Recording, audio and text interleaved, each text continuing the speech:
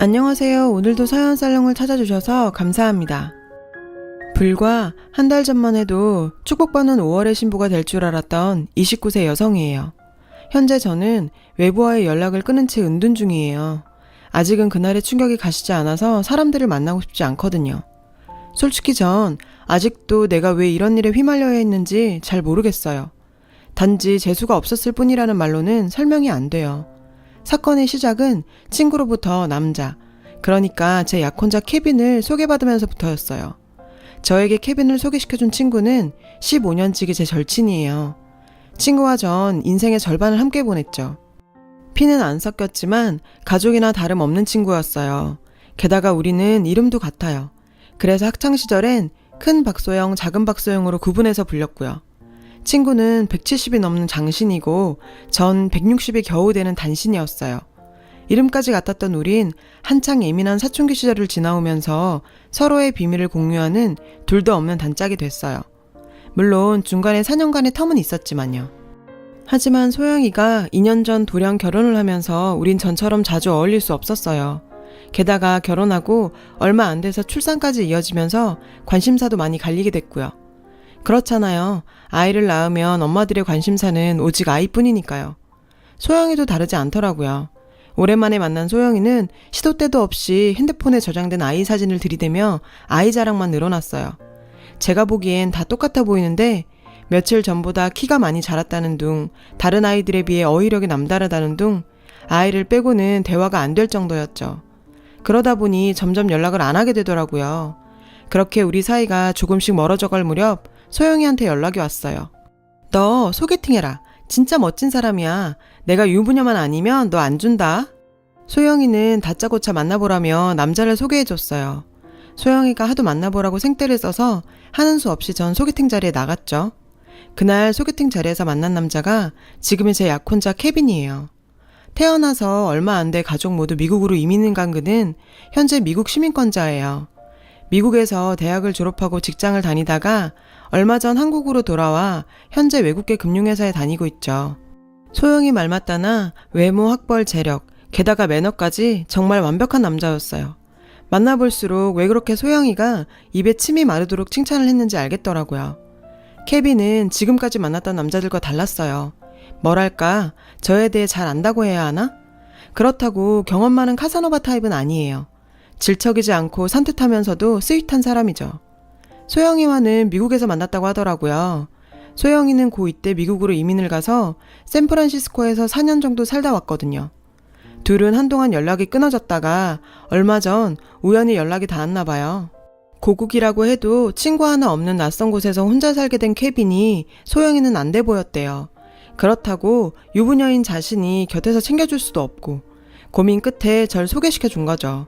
사실 전 지금까지 이렇게 멋진 남자 사귀어본 적이 없어요. 그동안 제가 만난 남자들을 폄하하려는 건 아니에요. 다만 케빈이 저에겐 분에 넘치는 사람이란 얘기죠.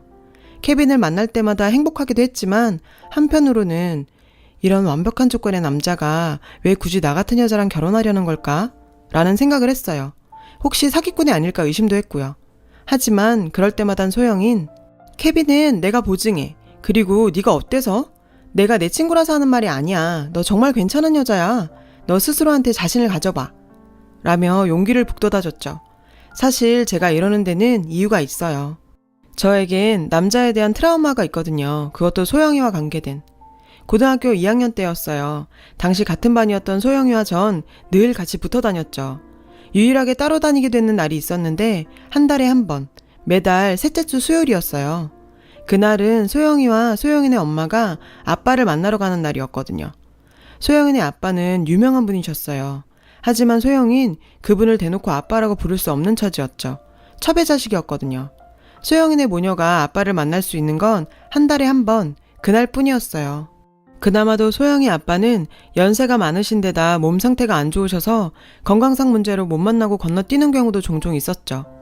아빠를 만나러 가는 날이면 어김없이 김비서 아저씨가 소영이네 집으로 차를 끌고 와요. 그래서 주변엔 김비서 아저씨가 소영이 아빠라고 소문이 나기도 했었고요. 그날은 소영이네 모녀가 아빠를 마지막으로 만나던 날이었어요. 소영이가 아빠를 만나고 있던 그 시각 전 야자를 마치고 막 교문을 나서고 있었고요. 소영아, 낯익은 목소리가 절 불러 세웠죠. 선우 오빠였어요. 선우 오빠는 저랑 같은 아파트에 사는데 저희 집과는 부모님들이 친하셔서 왕래도 잦고 어렸을 땐 피서도 같이 다니곤 했던 사이였어요. 그런데 제가 오빠를 짝사랑하기 시작하면서 괜히 오빠와의 관계가 불편해졌죠. 물론 저 혼자만요. 선우 오빠는 검도로 유명한 근처 남고의 검도부 주장이었어요. 키도 크고 워낙 잘생겨서 여학생들한테 인기가 많았죠. 그런 오빠가 우리 학교까지 찾아와 절 부르자 학교 중이던 여학생들 사이에서 난리가 났어요. 처음이었어요. 사람들 앞에서 스포트라이트를 받는 건. 하지만 싫지 않았어요. 뭐랄까, 그 순간만큼은 제가 특별한 사람이 된 것 같았다고 할까요? 선우 오빠, 여기 웬일이야? 소영이 버리고 왔지. 그 말에 가슴이 떨렸어요. 오빠는 저를 향해 다가왔어요. 손에는 작은 상자를 들고 말이죠. 그리곤 저에게 상자를 내밀었어요. 순간 그 모습을 지켜보고 있던 여학생들이 깍 비명을 지르며 지들이 더 좋아했죠. 마치 공개 프로포즈를 받는 여자처럼 전 쑥스러우면서도 내심 그 순간을 즐겼어요. 그리곤 상자를 받아들었죠. 그런데 이거 소영이한테 좀 전해줄래?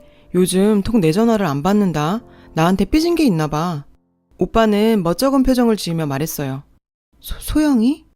그랬어요. 오빠가 보러 온 사람은 제가 아닌 큰 소영이었죠.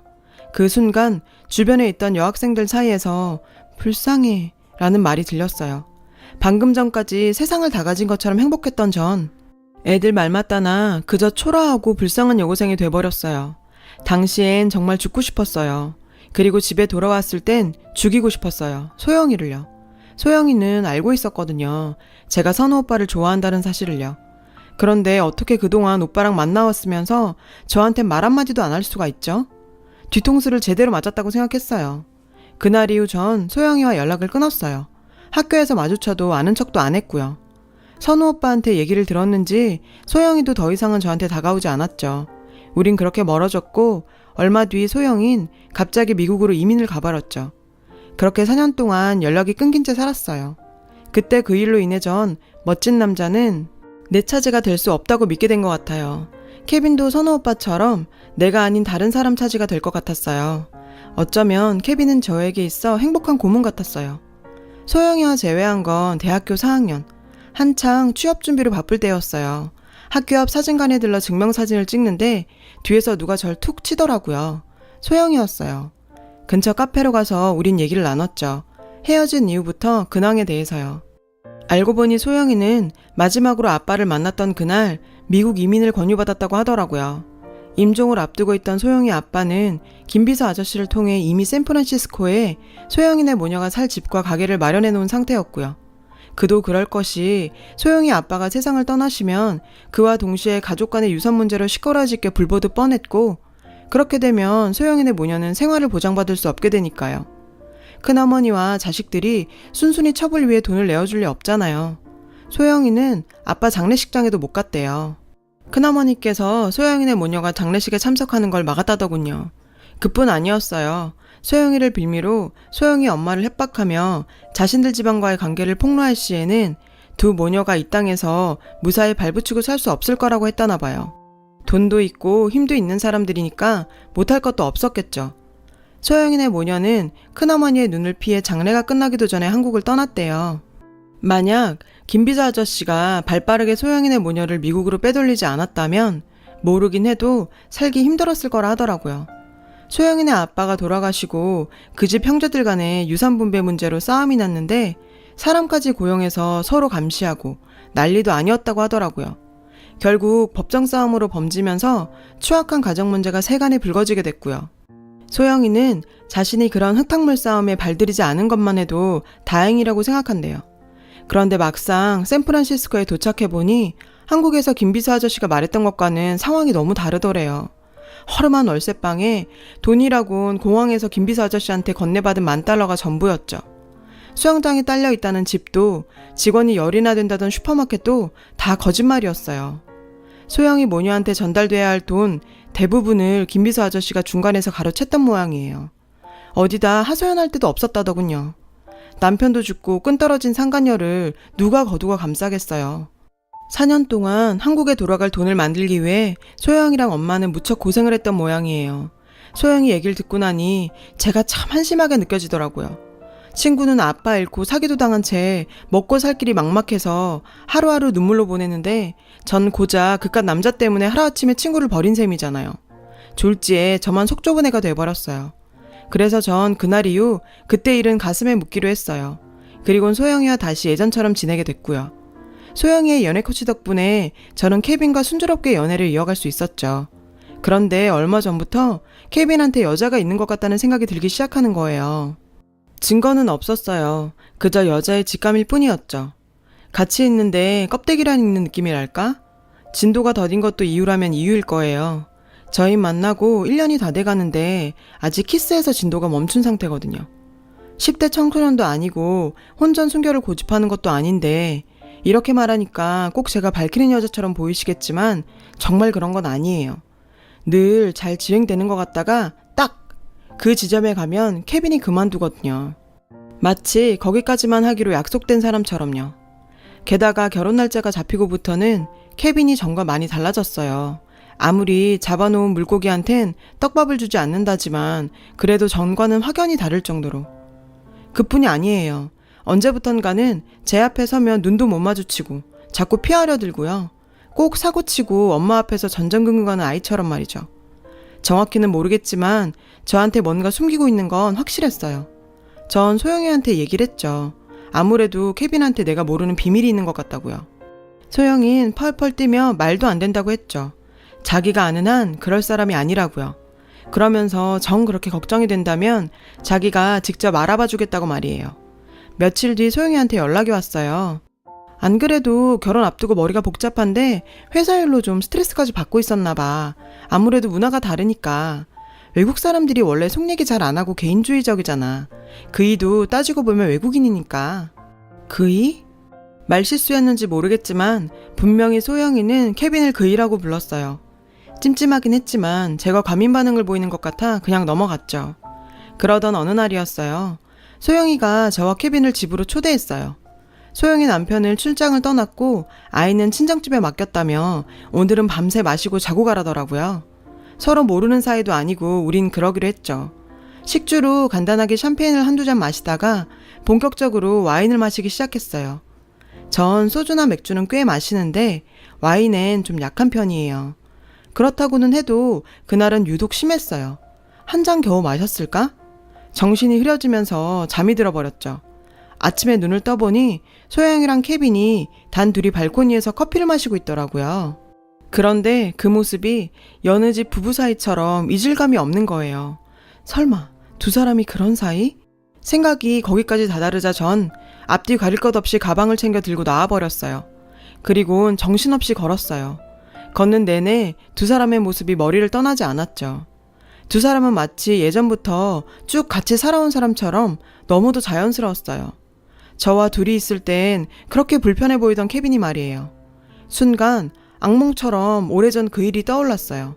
선우 오빠 일이요. 그러다 문득 이번에도 내가 두 사람 사이를 혼자 착각하는 건지도 모른다는 생각이 들었어요. 그래서 소영이한테 문자를 남겼어요.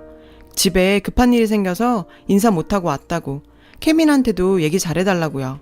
소영이는 알았다면서 무슨 일 있으면 연락하라고 했고요. 그렇게 며칠이 지났어요. 주문했던 청첩장이 택배로 왔더라고요. 전 우편으로 보낼 것과 직접 만나 전할 것들을 따로 정리했어요. 그 사이 저희 엄마는 제 청첩장을 주변에 돌리셨고 그 과정에서 전 선우 오빠와 다시 연락이 됐어요. 선우 오빠는 꼭 만나서 할 얘기가 있다고 잠깐 보자고 했죠. 11년 만에 만난 선우 오빠는 그 사이 살이 좀 붙었더라고요. 오빠는 엄마를 통해서 결혼 날짜를 잡았다는 얘기를 들었다며 축하한다고 하더군요. 약혼자는 어떤 사람이냐고 묻길래 소영이가 소개시켜준 남자라고 했어요. 그랬더니 너 아직도 걔랑 만나니? 난 그 일 있고 너희 안 보고 사는 줄 알았는데. 당황했는지 오빠는 말을 잠시 잇지 못하더라고요. 사실 오늘 보자고 한 건 예전 일로 저한테 사과하려고 부른 거라고요. 사실은 말야, 이건 소영이가 너한테 말하지 말라고 부탁해서 그동안 말 안 했던 건데 그때 우리 사귀고 있던 거 맞아. 네가 나 좋아하는 것도 소영이한테 들어서 이미 알고 있었고 친구 사이에 어색해진다고 모른 척하라 그래서 너한테 비밀로 했던 건데 미안하다. 근데 소영이 그 지집에 웃긴다. 너한테 그래놓고 이제 와서 남자를 소개시켜줘? 그 남자 제대로 된 사람 맞니? 네 앞에서 이런 말하기 좀 그렇지만 소영이 걔가 어떤 앤데 너한테 괜찮은 남자를 소개시켜주겠니? 걘 여왕벌이야. 모든 남자들이 자기만 바라보길 바라는 애라고. 좋은 남자면 둘이건 셋이건 지가 끼고 있지 절대 남 안 줘. 소영아, 그 남자 정말 멀쩡한 사람인지 한번 알아봐. 응? 얘기를 듣고 나니 혼란스러웠어요. 소영인 처음부터 절 친구로 생각 안 했던 거예요. 그저 필요한 순간에 따라 편리하게 써먹었을 뿐이죠. 순간 모든 게 의심스러워졌어요. 그래서 고민하다 선우 오빠 좋은 대로 심부름센터에 연락해 소영이와 케빈의 뒷조사를 의뢰했죠. 그리고 얼마 뒤 업체 측으로부터 연락을 받았어요. 조사된 내용은 상상 이상이었죠. 전 마음을 진정시키고 소영이한테 전화를 걸어 불러냈어요. 너 나한테 할 말 없니? 평소와 다른 제 모습에 소영이는 당황하는 것 같았어요. 케빈에 대해서 나한테 할 말 없냐고. 전 소영이한테 지금 이 자리에서 솔직하게 얘기해달라고 했어요. 그러면 더 이상 문제 삼지 않겠다고요. 처음엔 무슨 소리냐며 시치미를 떼더군요. 나 11년 전 박소영이 아니야. 이젠 당하고만 있지 않아. 그러니까 말해. 나한테 숨기는 게 뭐야? 어서 말하라고. 그제서야 소영이는 그냥은 못 넘어갈 걸 알았는지 털어놓더라고요. 그래, 얘기할게. 어차피 아는 눈치니까. 내 아이 남편 자식이 아니야. 결혼 전에 만났던 사람이 있었어. 그이랑 난 결혼까지 생각했었고. 그래서 부모님께 인사를 드리러 갔었지. 근데 너도 알다시피 내 출생이 좀 지저분하잖아. 난 그게 들킬까봐 노심초사하면서 잘 보이려고 노력했어. 다행히도 그쪽 부모님께선 날 반겨주셨고 그렇게 다 잘 돼가는 줄 알았어. 근데 아니었어. 나 몰래 우리 엄마를 불러내더라고. 그 자리에서 그러더래. 딸아이가 엄마를 닮아 영악하다고. 어린 나이에도 지 출신 숨기려고 어찌나 노력을 하던지 하마터면 웃음이 터질 뻔했다고. 처음부터 다 알고 있었던 거야. 알고 보니 그쪽 어머님 하필 큰어머니랑 아는 사이더라고. 대학 동기라나? 내가 첩의 자식이란 거 엄마랑 내가 어떻게 살았는지 다 알고 있더래. 그러면서도 싫은 기색 하나 없이 날 그렇게 상냥하게 대한 거야. 무서운 사람들이었지. 그 길로 그 남자랑 헤어졌어. 임신한 사실은 뒤늦게 알았고. 엄만 애를 지우라고 그랬지. 여자 혼자 아이를 키우는 게 어떤 건지 누구보다 잘 아시니까. 근데 난 그러기 싫었어. 애가 무슨 죄야? 내가 불륜을 저지른 것도 아니고. 사랑하는 사람의 아이를 가진 건데 왜? 그게 뭐가 잘못인데? 남편은 그 사실을 아니? 몰라. 내가 말 안 했으니까. 손귀한 집안이라 만난 지 얼마 안 된 여자랑 속도 위반 결혼인데도 시부모들이 좋아하시더라. 그래도 그렇지. 적어도 남편한테는 말해야 하는 거 아니니? 네 남편은 무슨 죄야? 얘 웃기네. 네가 왜 내 남편 걱정을 해? 그래, 내가 오버했다. 근데 네 아들이 나랑 무슨 상관이 있다고 그렇게 장황하게 설명하는 거니? 난 너한테 너랑 케빈이랑 관해 묻는 건데. 단박에 알아보더라 케빈이. 자기 자식인걸. 거짓말이었어요. 업체를 통해 아이의 아빠가 케빈이 아니라는 걸 알고 있었거든요. 물론 케빈은 자기 아이인 줄 알고 있죠. 소영이가 그걸 빌미로 이번 일에 그를 끌어들인 거니까요. 소영이는 끝까지 저에게 거짓말로 꾸며댔어요. 너한텐 입이 10개라도 할 말이 없다. 그치만 처음엔 정말 너한테 케빈을 줄 생각이었어. 난 지금 남편 만나 행복하니까. 내 아이도 충분히 사랑받고 잘 사니까. 근데 케빈이 우리 시온이를 알아보잖아. 자기 아들인 걸 알아보고 남편이랑 헤어지고 자기한테 오라는 거야. 차라리 그러지 그랬어. 나 끌어들이지 말고. 얘, 너 내 남편 연봉이 얼만지 아니? 케빈하고는 상대가 안 돼. 그걸 나보고 포기하라고? 미쳤니? 나 다시는 그 구칠구질한 시절로 안 돌아가. 내가 엄마랑 미국에서 어떻게 살았는데 죽어도 싫어. 싫다고. 그래, 넌 그 시절로 돌아가지 않을 거야. 그보다 더한 시궁창에서 살게 될 테니까. 그게 무슨 소리야? 얼마 전에 선우 오빠 만났어. 그때 너랑 사귄 거 맞다고 그러더라. 네가 나한테 말하지 말라고 했단 얘기까지 다 들었어. 아, 병땡 새끼. 그리고 말이야, 오빠가 이상한 얘기를 하더라. 너 보고 여왕벌이라던가? 그러면서 네가 소개시켜준 남자라면 의심해보라고 하더라고. 멀쩡한 사람이면 네가 남한테 줄 리 없다고. 그래서 업체에 의뢰해서 알아봤어. 케빈이라는 사람은 없더라. 박정우, 한인타운에서 유명한 헬스 트레이너던데? 대학은 개뿔. 중학교 중퇴에 사기 전과까지 있고 미국에서 한인들 상대로 사기치다 한국으로 도망온 거더라. 소영아, 그건 나도 몰랐던 일이야. 그런 사람인 줄 알았으면 너한테 소개했겠니? 너 끝까지 쇼 할래? 박정우 그 사람한테 다 들었어. 네가 그 사람한테 나랑 위장 결혼해서 우리 집 재산 뜯어내라고 했다며. 몸 뺏고 임신시켜서 미혼모 만들라고 했다며. 그래도 그 사람 돈 때문에 사귀는 쳐도 사랑 갖고 장난은 못 치는 사람이더라. 내내 양심에 걸렸대. 돈은 뺏어도 몸 뺏고 임신까지 시키는 건 못하겠어서 그래서 날 피했다고 하더라. 너 시온이가 박정우 그 사람이라고 했다며? 그걸 빌미로 그 사람한테 몹쓸 짓 시킨 거고. 대단하다. 오늘 네가 한 말 중에 진실은 딱 하나. 사랑했던 남자 부모한테 네 과거 들켜서 버림받고 미혼모 된 거 그거 하나잖아. 그 남자 지금 결혼해서 잘 살고 있더라. 부인이 첼리스트라는데 너랑은 차원이 다른 여자더라. 가정교육도 잘 받고 사람이 귀티가 나던걸? 하긴 너처럼 막 굴려 먹은 년하고 어떻게 비교를 하겠니? 너 말 다 했어? 아니, 다 못했다. 아무리 네가 힘들게 살았어도 그렇지 사람의 탈을 쓰고 할 짓이 있고 하지 말아야 할 짓이 있는 거야. 임신시켜서 미혼모를 만들겠다고? 어떻게 그런 짓을 해? 내가 너한테 뭘 잘못했다고? 말해봐. 부러웠어. 똑같은 이름에 똑같은 나이, 똑같은 학교를 다니는데 넌 멀쩡한 부모 밑에서 평범하게 학창시절 보내는데 난 늘 사람들 손가락질 받으면서 사는 게 말이 되니? 미국에서 한국으로 돌아오려고 학교도 그만두고 술집에 나가 돈 벌었어. 그지 같은 놈들 비위 맞추면서 꽃뱀 노릇도 했고 늙은이들한테 사기도 쳤고 살기 위해 할 수 있는 건 다 했어. 그렇게 더럽게 번 돈으로 겨우겨우 서울에 왔는데 내 눈앞에 나타난 넌 대학생이더라. 그걸 보니까 속이 꼬였어. 그래서 너도 나처럼 시궁창으로 끌어내리고 싶었어. 왜? 그럼 안 돼? 고맙다. 그렇게 얘기해주니까 너한테 미안한 감정 안 느끼고 할 수 있겠어. 하다니 뭘? 지금까지의 대화 다 녹음했거든. 난 이 녹취 너희 시집에 보낼 거고 경찰서에도 보낼 거야. 나 너랑 케빈, 아니지 박정우 씨 사기로 고소할 거야. 신혼집 마련했다고 박정우 씨가 우리 아빠한테 받아간 돈 그거 네 통장으로 흘러들어갔더라. 니들이 공범이라는 증거지.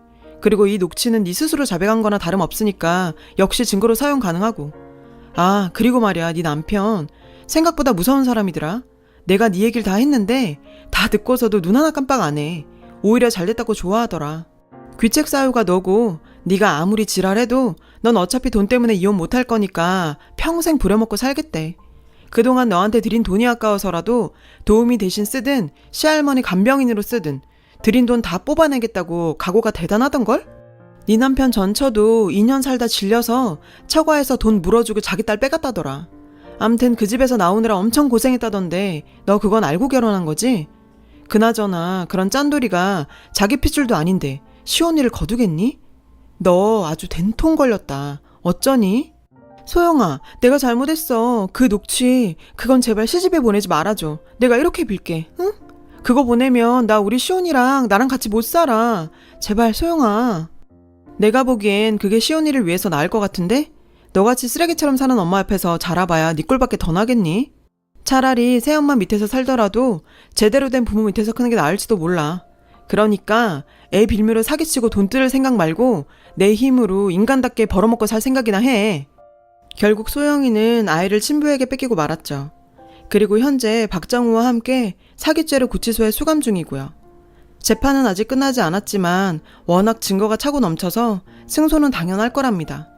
어쩌다 소영이와 제가 악연으로 얽혔는지 모르겠지만 이제 더 이상은 서로 얽히지 않기를 바랄 뿐이에요.